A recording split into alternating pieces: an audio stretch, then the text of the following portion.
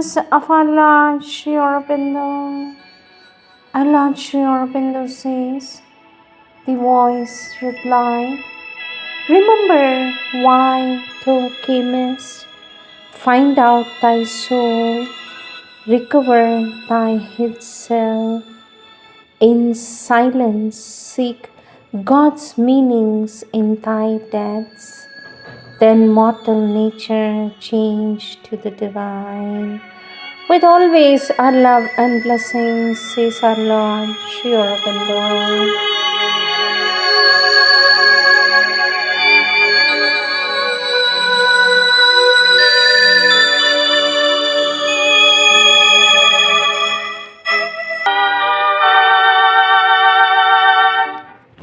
Sri Aurobindo's Savitri, Book 7, the Book of Yoga, Canto 1, The Joy of Union, the Audio of Foreknowledge, page 471.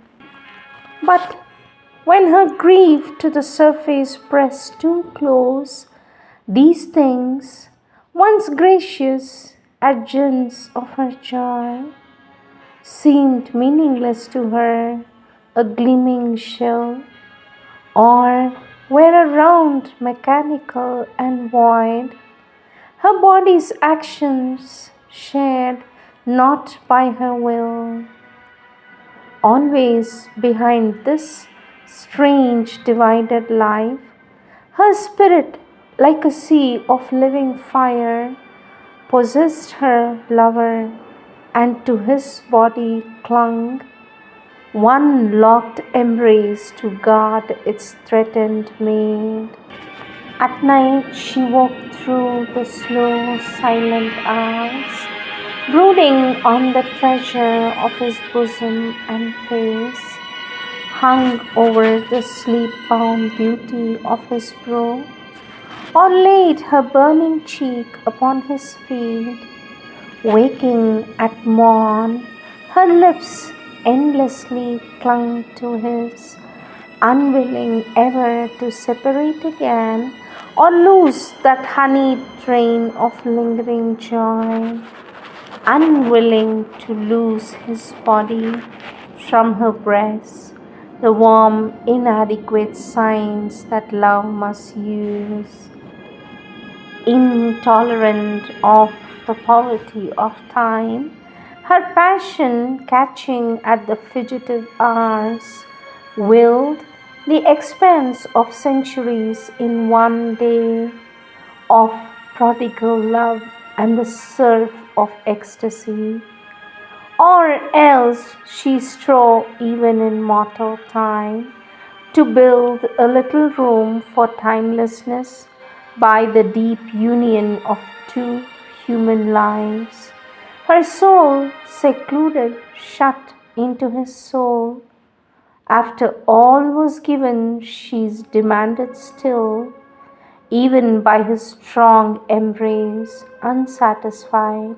She longed to cry, O tender Satyavan, O lover of my soul, give more of love while yet thou canst, to her thou lovest.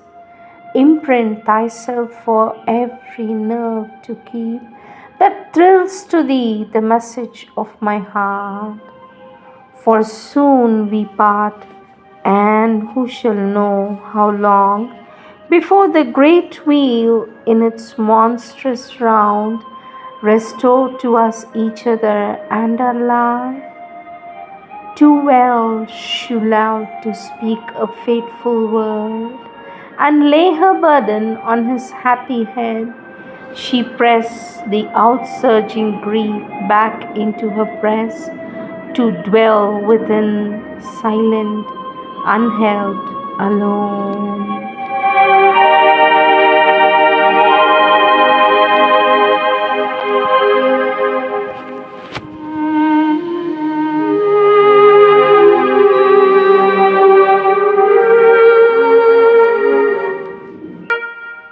Words of our Lord Sri Aurobindo, taken from the collective works of our Lord Sri Aurobindo book SABCL on himself, subtopic The Outer Guidance and the Inner Help, page 184. Our Lord Sri Aurobindo says the outer guidance is meant only as an aid to the inner working, especially for the correction of any erroneous movements and sometimes in order to point out the right road. It is not meant except at a very early stage to satisfy the mental questionings or to stimulate a mental activity. This is only to help the mind very little. The inner help is always quite different, and there can be no confusion with it, for it reaches the substance of the consciousness, not the mind alone. Next subtopic, Sri Aurobindo's touch. And Lord Sri Aurobindo says, my touch is always there, but you must learn to feel it, not only with the outward contact as a medium, as a touch of the pen, but in its direct action on the mind, heart, vital and body. There would be then very much less difficulty or no difficulty at all. And Lord Sri Aurobindo says the outward touch is helpful, but the inward is still more helpful when one is accustomed to receive it with a certain concreteness, and the outward touch is not always fully possible, while the inward can be there all the time. Next subtopic, Sri Aurobindo's compassion. Question: why is the flower symbolizing your consciousness so delicate, and why does it wither away so soon? For this, our Lord Sri Aurobindo answers on 9th August 1936 and says, no, the compassion does not wither with its symbol. Flowers are the moment's representation of things that are in themselves eternal, says our Lord Sri Aurobindo. Next subtopic, shutting doors against help. And Lord Sri Aurobindo says, I am not aware of refusing help, but to receive the help is also necessary. When you are in this condition, you seem at once to shut yourself against those from whom you seek help by a spirit of bitterness and anger. That is not an attitude which makes it easy to receive or be conscious, and it is not easy either for the help to be effective. All I can do is to send you the force.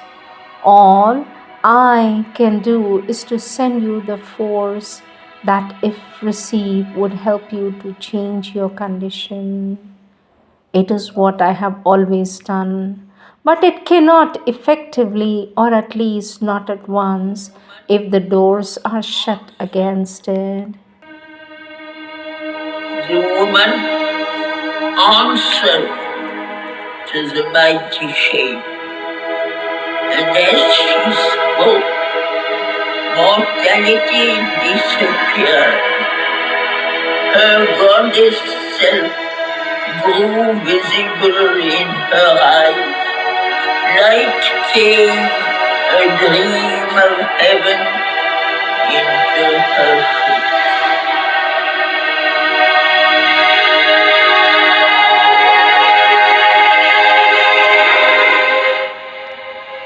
Next subtopic, Sri Aurobindo's light. Sri Aurobindo's light is not the light of the illumined mind. It is the divine illumination which may act on any plane. Question: 2 days back in a dream, I saw Sri Aurobindo coming towards me. His body and dress were of true blue color. Why did I see him in this color and not any other? For this, our Lord Sri Aurobindo says that is the basic light Sri Aurobindo manifests. If it is pale blue, it may be my color. Pale lavender, blue, pale blue, but very brilliant in its own shade.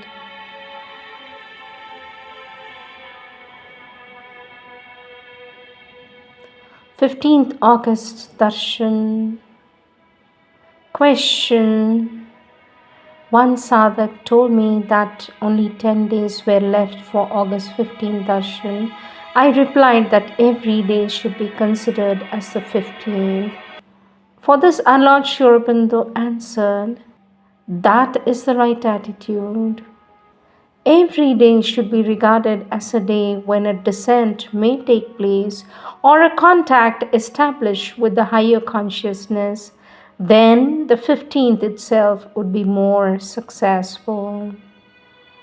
Question. During this darshan, instead of ananda, force or light, I felt a great dryness. For this, our Lord Sri Aurobindo says, it depends upon your condition whether the ananda or force or light descends or whether the resistance rises. It is the resistance of the ordinary physical consciousness, ignorant, obscure, that seems to have risen. The period of 15th is a period of great descent but also of great resistance. 15th was not an exception. Question. When I came for your darshan, it seemed as if it was Shiva himself I was seeing. I felt Ananda too. The consciousness of these things remained for 2 or 3 days, then as if evaporated. For this, our Lord Sri Aurobindo says there is no reason to be discouraged by what you call the evaporation of the consciousness that you got on the darshan day. It has not evaporated but drawn back from the surface. That usually happens when there is not the higher consciousness or some experience. What you have to learn is not to allow depression, but remain quiet, allowing time for the assimilation and ready for a fresh experience or growth when it comes. Next subtopic, use of Sri Aurobindo's force. Certainly, my force is not limited to the ashram and its conditions. It is largely used for helping those with the right development, change in the human world, used for individual purposes for the practice of yoga, done silently, mainly by a spiritual action. The ashram, however, remains the center of the work, and without the practice of yoga, the work would not exist and could have not any meaning of fructification. It is not only in its results but in moments that the force is tangible and concrete. And Lord Sri Aurobindo says, when I speak of feeling force of power, I don't simply say having a vague sense of it, but feeling it concretely and consequently being able to direct and manipulate it, watch its movement, be conscious of its mass and intensity, and in the same way, perhaps opposing forces. All these things are possible and usual by the developments of integral yoga. It is not unless it is a supramental force, a force that acts without conditions and limits. The conditions and limits under which the yoga or the sadhana has to be worked out are not arbitrary or capricious. They arise from the nature of things.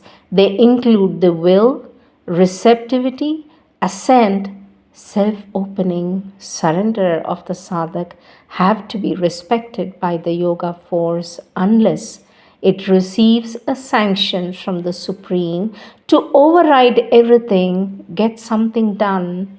But that sanction is sparingly given. It is only if the supramental power came fully down, not merely sent its influences through the overmind, that things could be radically directed towards that object, for then the sanction would not be rare. Still, the yoga force is tangible and concrete. One of the two things it must be: either allow the consciousness to go inside, become aware of inner things, believe in the experience of the invisible, supraphysical, and then by experience, by the openness of new capacities, become conscious of these forces, follow, use their workings, One must have faith and watch oneself, begin to see how things happen. You will notice that when the force was called in, they began after a time, repetitions and repetitions, clear and tangible results, increase in frequency, consistency of results, feeling and awareness of the force at work until the experience becomes daily, regular, normal, and complete. There are two main methods. One is internal, working from in outward. The other, external, working from outside, calling the inner force out till it penetrates and is visible in the external consciousness. Our Lord Sri Aurobindo says, but neither can be done if one insists always on the extrovert attitude, the external concrete only, and refuses to join to it the internal concrete, or if the physical mind at every step raises a dance of doubts, refuses to allow the nascent experience to develop. And Lord Sri Aurobindo says, the force I use is not a sweet blessing. A blessing which is silent, certainly not concrete like a stone. It is not even a mere will saying within me, let it be so. It is a force of consciousness directed towards or on persons and things and happenings. Obviously, a force of consciousness not seizable by the physical senses. I may feel it, act on it. The feeling is internal, not external, perceivable by others. It cannot be called concrete, and nobody is bound to accept or believe it. It cannot be proved.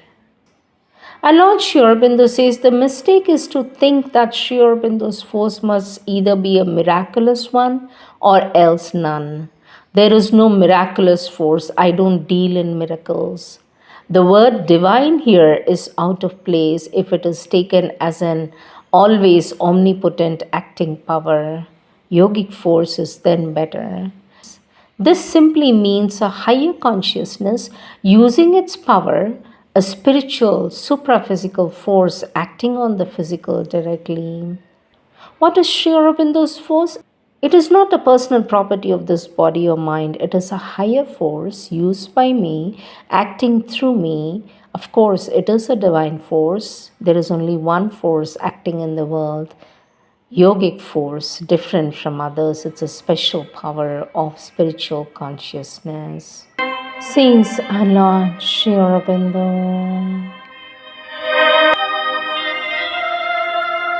Au sein du silence et de l'ombre, brûle la lampe qui ne s'éteint point,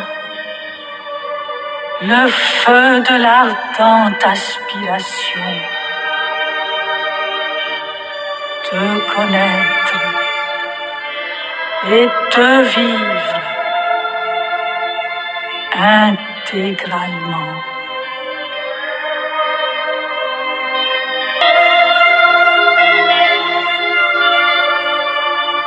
In the heart of the shadow, in the bosom of the silence, burns the lamp that can never be extinguished, the fire of an ardent aspiration to know thee and totally to live thee. Prayers and Meditations, August 15, 1913. In this even fall, thy peace deepens and grows more sweet, and thy voice more clear and distinct in the silence that fills my being. O Divine Master, thine is all our life, our thought, our love, all our being.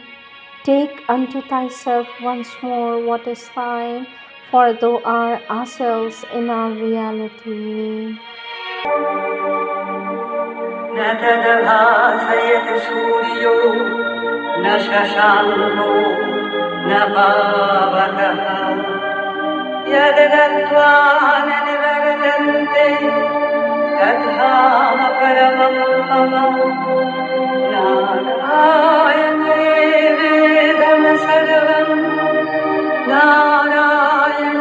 नारायणेवेदं सर्वं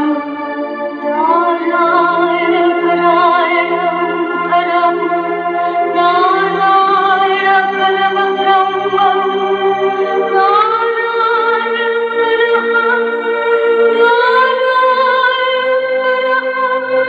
पुण्यो गन्धः पृथिव्यां च तेजश्चास्मि विभावसं जीवनं सर्वभूतेषु तपश्चास्मि तपस्विषु बीजं मां सर्वभूतानां विद्धि पार्थ सनातनं बुद्धिर्बुद्धिमतामस्मि तेजस्तेजस्विनामहम्